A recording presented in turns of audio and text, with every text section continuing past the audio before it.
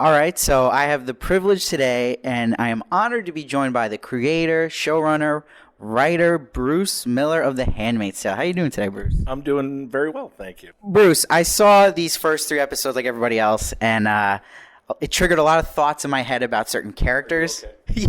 I'm fine. I'm hanging in there, but particularly with Serena Joy. So Serena Joy is a character that we, watching this very complicated, and we hated her. But now we're getting towards liking her, and she's getting her little redemption arc here.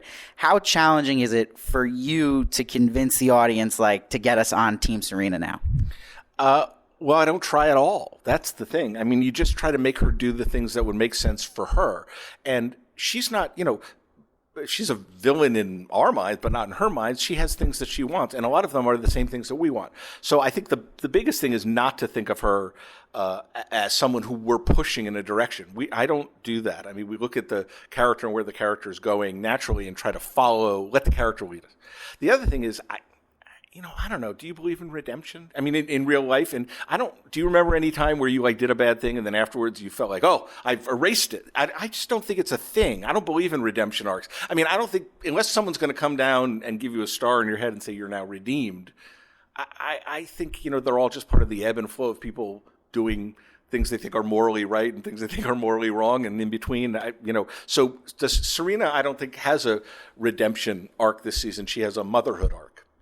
Okay, that clears up a lot of things, and wow, that's a lot to take in. And it feels like almost you're saying too, it isn't like when you're going out and writing a story like this, it isn't so black and white. There is so much gray in here, and even the characters we see, and it's not just good versus evil. Would you say all the time, or is it how does that? Oh, I don't think it's I mean, it's not good versus evil. One of the things, the people in the show who seem to be villains have a worldview and have built that they think this is necessary, and it's easier to understand in that world. I mean, imagine what things would be like here if, in 5 years, the birth rate dropped 98%.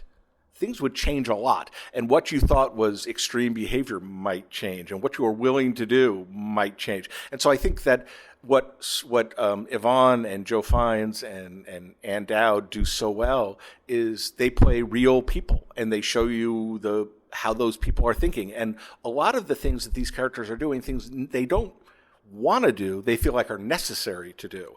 And so I don't think of the show as good and evil, and because look at the things that June's character has to do. And especially this season when she's trying to actively resist and trying to be a hero, and it's not as easy as it is on TV. So it's interesting you say that about June being a hero, because I thought from these, especially the premiere, it really painted June is a hero in a sense, especially making the decision that was controversial at the finale last season to stay or not. Yeah. But I thought it was the perfect choice, and I thought the premiere to me was selling, no, this is the way the show should have went, and this is what really paints her as that hero, because it's she's not forgetting about her other kid while she's technically, I believe, making the smart choice and giving the other kid to Emily to go to Canada, because I think that's still the best odds to have a better life. So I think the premiere kind of painted that perfectly. Did you feel when you were planning season 3 that you had to address in a way those people that were hit or miss about her staying? Yes, but more the ones in-house, like me. I mean, we had a very long discussion about what she was going to do. We as writers, we try to follow the story and follow the characters. And if June got on that truck and left, we would have had a season next season, and that would have been, she would have been in Canada. We weren't averse to that. But I couldn't, for the life of me, believe that she would get on the truck and leave her child behind. I have 3 children, and there's only 2 that I would leave behind. One of them I would stay for. And otherwise, if she stayed, I couldn't believe she didn't get on the truck. So it was one of those things where I don't think either decision people would have been happy with. But I know that I was as frustrated with June as the audience was that she didn't make the other choice. But I think, I don't know what her life would have been like leaving her child. I don't know that she would have been a husk of a human being. To leave your daughter behind, not knowing where she is, or even if she's safe with a family, what her family's like. I don't think I'd be able to do that. So that's interesting because we see also June sees her daughter in Gilead in this season and early on.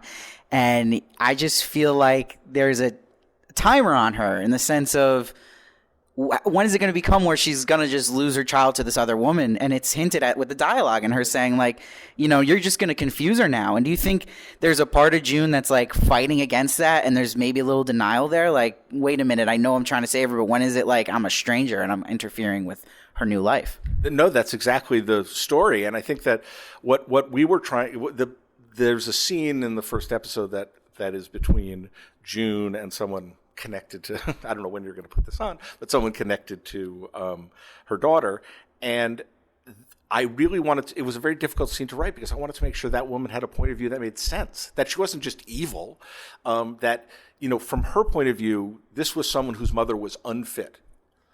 She had married a man who was already married as far as they were concerned, which means she had a baby out of wedlock because she was not married, and they were certainly not married in a church as far as we've seen.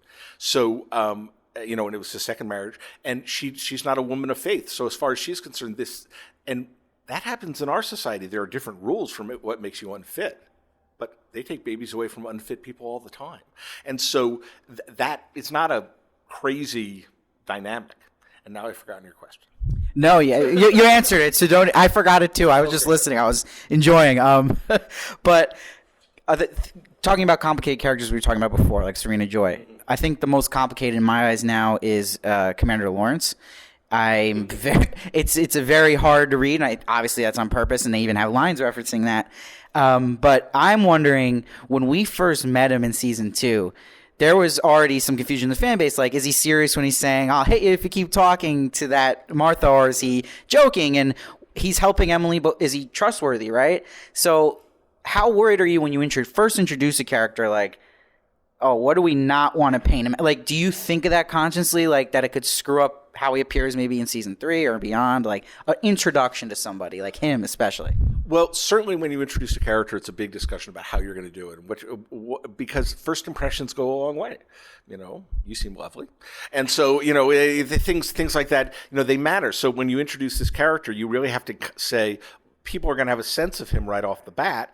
Is that sense going to be borne out, or is it going to be muddled? In this case, I think it's probably muddled. It's, that some of the things you thought right off the bat were true. He seems to be a very smart guy. He's also a weird guy, and he's he kind of likes to be entertained. He kind of looks at her like, oh, you seem to be interesting. I like something interesting in my house. And so I think that when we introduced him, we were lucky. We had Bradley, who's astonishing.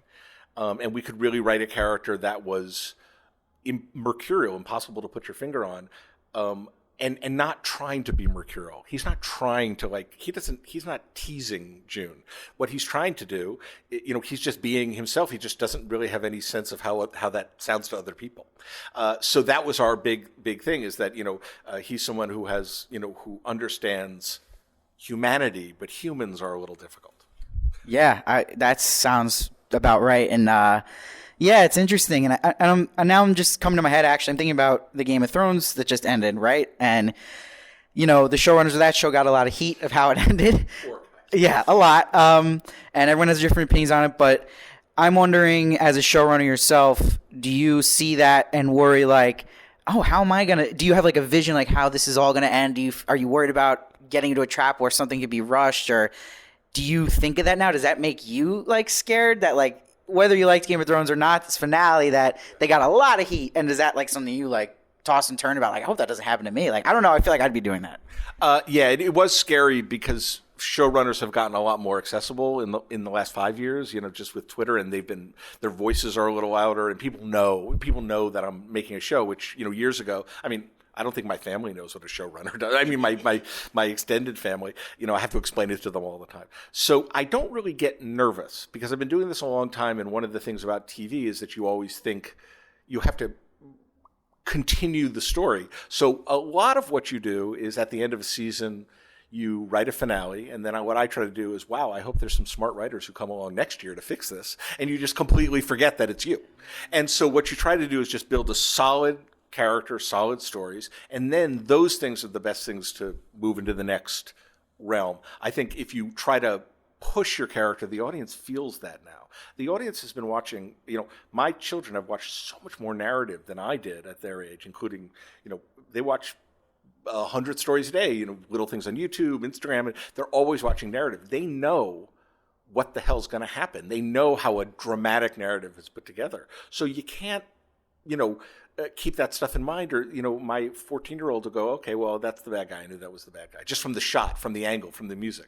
So you really have to be a lot more grounded, not to make them unpredictable, but not to make them surprisingly unpredictable. But I think when our characters do something, you want to feel, that makes sense. It's perfectly inevitable, and I didn't see it coming. Right. Yeah. So unpredictable yet inevitable. Okay, I like that. Now, you mentioned your kids. Do they want to be now seeing what Daddy does? Do they want to be showrunners? Do they want to be writers, actresses even? I don't know. I think writing is a weird thing to do for a living, just because there's an aspect to it that is slow and thoughtful, and it works on its own schedule, and television doesn't work on its own schedule. Television is very, very schedule driven, so you have to learn to write well fast. So I don't know. I think seeing what if showrunner is a difficult job. I mean, it's wonderful to have it, but it's 24/7 and exhausting. And I think them seeing what it does to you, I don't know whether they would be so keen. But they're all very interested in writing and all very interested in film. But I don't think any of them would be actors. Okay. But I feel like that's what they all say, and then eventually they're gonna just fall into exactly. Yeah. Now, when you see Margaret Atwood's coming out with a sequel to The Handmaid's Tale in the fall. Are you told by her what's coming? Are you trying to separate the show from where maybe the books are going? Or is there a long end game that connects them both? I don't know if you can say anything, but is there conversations like that with Margaret? There's absolutely conversations like that with Margaret. I was, in the unbelievable, bizarre, enviable position of having Margaret chit-chat with me about the story as she was working on it, which is just unfathomable to me. So I think that, my show is always a companion piece to Margaret's work. It doesn't supersede it. What you hope is at the end, when this show's done, you have a nice DVD set to put on the shelf next to the book and the sequel to the book. More than discussing where we're going to go, I listen to her about where she's going to go and I follow. But in terms of an end game, I very much have kind of a sense of where the story's going, but I think the important thing is something you mentioned earlier, which is the hardest thing is not to rush. And this is a show where it being taking your time, because things are kind of complicated, is my favorite thing about it. We're lucky enough to have those great actors, and Lizzie has that face, and so I think it would be a tragedy to kind of move past things that are complicated and interesting without exploring them. Interesting. So before we wrap, I had to ask this. I'm a huge fan of Elisabeth Reiser. I'm wondering if she was casting this from you watching Haunting of Hill House. Have you seen the show? Where does that come, and when do we expect in the season to see her? Because after even 3 episodes, I haven't seen her yet. I'm dying to see what her part in all this is. I'm trying to remember what episode she appears in, and I don't remember. But it's I think it's about halfway through the season. Okay. And no, I've just always been a fan, and we had a couple of roles before, but she's just a remarkable actress. And when you watch someone's career, what I always look for is not kind of individual performances, but the range that, like, you see someone, it's like Elizabeth Moss, you see her play Offred, and then she's in Her Smell, and then she's in Us, and she's so different, such a chameleon. So it's that range that Elizabeth had that was really attractive. And everything she's in and everything she does is she's super interesting in. So I was very happy I was very happy she was available.